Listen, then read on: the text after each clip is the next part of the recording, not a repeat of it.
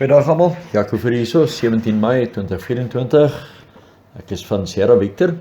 Ons is besig met 'n generiese noodplan uitsending.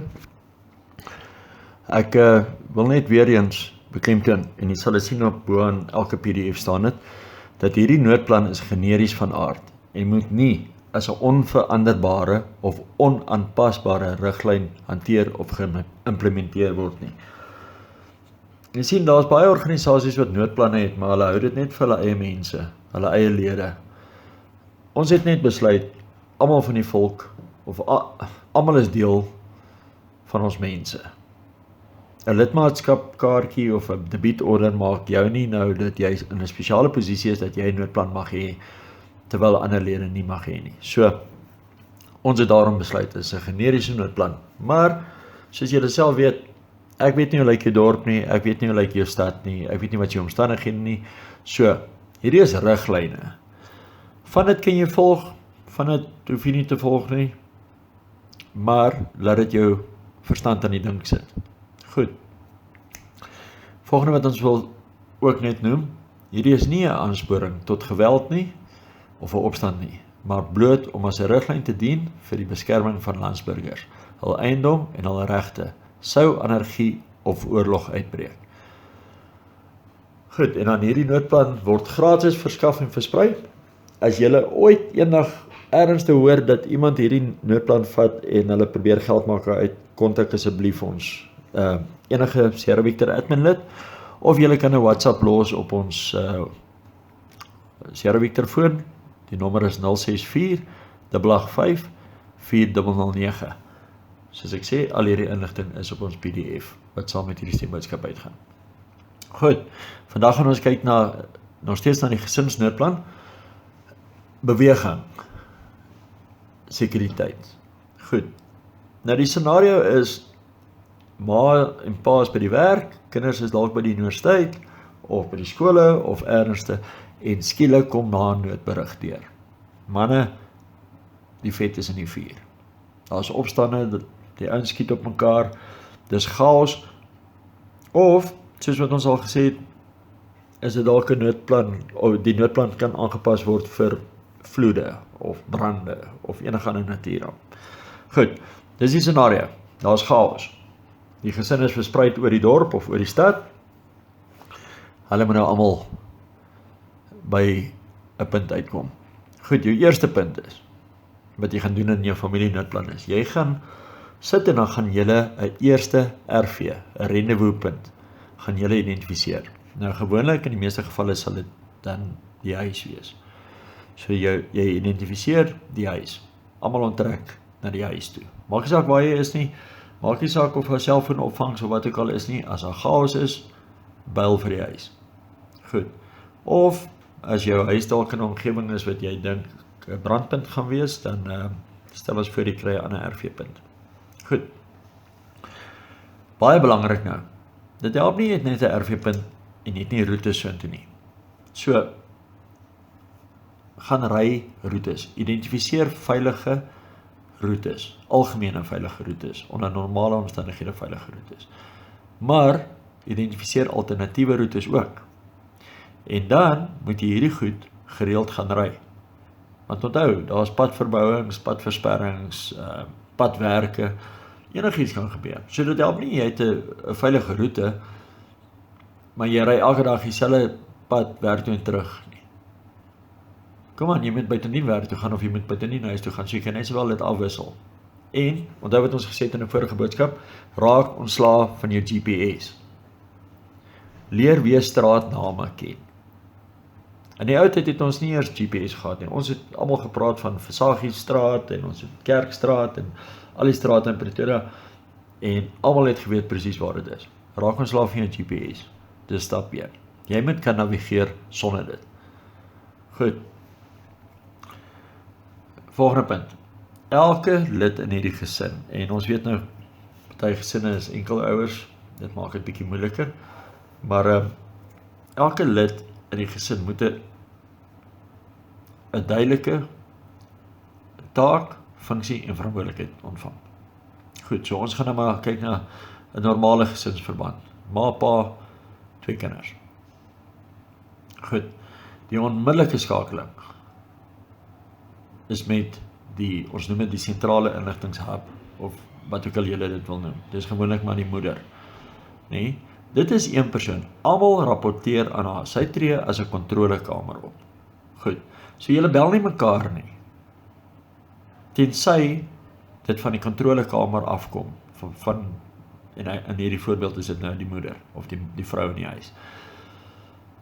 Die rede vir dit is, julle ken daai ding op skool waar jy telefoontjie gespeel het, dan staan klompe ouens in 'n ry en dan begin die storie by een en dan elke keer op die einde is dit 'n hele ander storie. Goed. Elke keer word daar 'n stertjie bygelas, want nie met opset nie, want onthou dis chaos. Daar's miskien lawaai in die agtergrond, nê. So jy het een sentrale kontrolekamer nodig. So almal in die gesin weet, ons bel vir ma. Ma is eerste by die huis of hooplik. Ons bel vir haar, sy kontroleer dan almal se beweging. Sy moet weet op watter roete is jy, en daai roetes nommer hulle. Jou primêre roete is roete 1, roete 2, roete 3, roete 4. As jy moet afwyk van 'n roete af, dan laat weet jy die kontrolekamer. Dan sê jy reg, ek is op roete 1, hier's padversperring, so ek gaan oorskuif roete 2 toe, maar laat daar een sentrale inligtingshub is. Goed. Die pa of die vader in die huis, hy doen eksterne inligtingskakeling. Met ander woorde, hy is die ou wat met die plaaslike GPF gaan praat. Hy is die ou wat met die buurtwag gaan praat. Hy is die ou wat met die sekuriteitsmaatskappy gaan praat. So, waar die moeder die interne inligtingskakeling is, binne in hierdie gesinsverband, is die vader die eksterne inligtingskakeling. Rede vir dit is, ons wil nie, of wel, nie ons nie, maar dis nie 'n goeie ding as 4 of 5 lede van die gesin almal die GPF bel nie. Dis chaos, onthou die telefone gaan lei. So een persoon skakel na buite en een persoon skakel na binne. Goed, voorbereiding van die huis vir die aanslag kan dan toegedeel word aan die oudste seun of die oudste dogter. Met ander woorde, hulle kom by die huis aan, hulle sluit dadelik die hekke, kry wapens en ammunisie is reg, maak seker is uit die kluis uit, gordyne is toegetrek, hindernisse in die huis is in posisie geskuif, noodvoorrade is uitgehaal of versteek, ensovoorts. So dit is die interne logistiek. Oudste seun, oudste dogter, maak seker julle is reg om hierdie aanslag te trotseer, terwyl pa dalk nog op pad is. Goed. Dis altyd goed om 'n tweede RV-punt ook te identifiseer, vir as die eerste nie bereik word nie, of bereik kan word nie, of gekompromeer word. Met ander woorde, jy is nou pad na jou eerste RV toe, daar is iemand anderste, hulle is klaar besig om jou huis af te brand, of die woonbuurt te plunder. Dan moet jy 'n tweede RV hê. Goed, maar jy kan selfs 'n derde RV hê. Kry vir jou alternatiewe punte, net soos met roetes, nommer hulle. Roete 1, roete 2, roete 3, net so kry jy RV1, RV2, RV3. Indien u beplan om te onttrek, moet u 'n tydperk van vasstaan by elke RV bepaal, sodat ander gesinslede nie opdag by 'n RV wat reeds onttrek is na 'n volgende punt nie. Dit is baie belangrik. Hoe lank gaan jy wag op 'n RV voordat jy gaan sê, luister, ons het alle kontak verbreek, die selfoon syne werk nie, hoe lank gaan ons hierso wag en dalk die ander gesinslede se lewens in gevaar stel om te wag vir een persoon. So, julle en wat julle kan doen is, julle kan sê reg, as jy nie by RV1 kan uitkom nie, dan wag ons 'n halfuur voordat ons na RV2 toe gaan. En daar wag ons 'n halfuur voordat ons na RV3 toe gaan. Sou 'n lid van die gesin besef hulle gaan nie by RV1 uitkom nie, en ook nie by 2 nie, dan weet hulle het outomaties nou 'n uur om by RV3 uit te kom. Verstaan julle wat ek maak myself duidelik. Maar dit gaan daai persoon in staat stel dat hy nou nie jaag na 'n RV-punt toe nie en dan kom hy daar aan as niemand meer daar nie. Goed, so hy moet weet, of sy moet weet, op hulle telefoon, of op hulle horlosie dat dis hoe lank my gesin gaan vat tot by daai RV-punt, min of meer, dis hoe lank hulle vir my daar gaan wag, as ek dit nie maak nie, dan moet ek so lank na die volgende een toe gaan. Goed, bewegingssekuriteit gaan baie belangrik wees. Ons gaan 'n bietjie later praat in 'n later boodskap oor konvoiery. So, kom ons los dit maar dan vir die volgende uitsending. Goed, tussen RV-punte moet daar ook alternatiewe roetes wees. Roete 1, roete 2, roete 3. En dit is baie belangrik. Goed, en dan moet daar natuurlik gebeurlikheidsprosedures opgestel word vir voertuie wat toevallig weens die normale gang van lewe op daardie dag onklaar is of nie genoeg brandstof het nie. Onthou, dit help nie jy het 'n noodplan, jy gaan onttrek met 2 karre, maar die een kar is heeltyd stikkend of sonder petrol nie. Dan moet jy seker maak hy het reg. Anders pas dit aan as 'n onttrekkingsplan vir net een voertuig, met die addisionele bonus van 'n tweede voertuig sou dit beskikbaar wees, maar moenie 2 voertuie in jou plan inskryf as die een dalk nie daai dag beskikbaar gewees nie. Liewer minder en jy het meer bonusse as wat jy staat maak op bonusse en jy moet met verliese skielike plan maak. En dan, ja, ek weet, het is sentiment, Sissie het dalk nou 'n nuwe karretjie gekry, en nou wil sy nie haar kar los nie. Sy is lief vir haar kar. Daar is nie tyd vir sentiment, as dit seker tye is nie. Dan los jy nou maar die bank se kar, en jy vat jou af, wel, jy los die BMW en jy vat die bakkie. Dat is eintlik waarby ek gekom. So jy moet die regte voertuig vir wat jy ook al wil doen kies. Al is dit jou kar en al is jy baie lief vir hom, los hom. Die lewe, jy weet, lewens gaan afhang van elke minuut.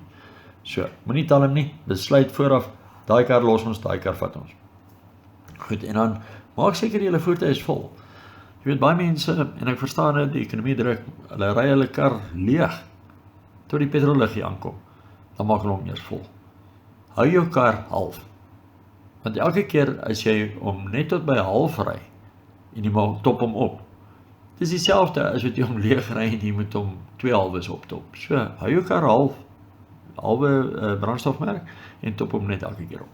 Goed. Reg mense, vandag is al nie so lankie, dit is 'n Vrydag. Ons gaan 'n bietjie in ons volgende boodskap gaan ons praat oor konvoiery, want daar is organisasies wat wil hê hulle mense moet konvoiery, maar hulle wys nie vir hulle mense hoe om konvooi te ry nie. En die inligting of met die bronne wat ons gaan gebruik is werklike militêre bronne. En ek dink daai ouens weet meer as wat ons weet. Goed. Mooi naweek vir almal.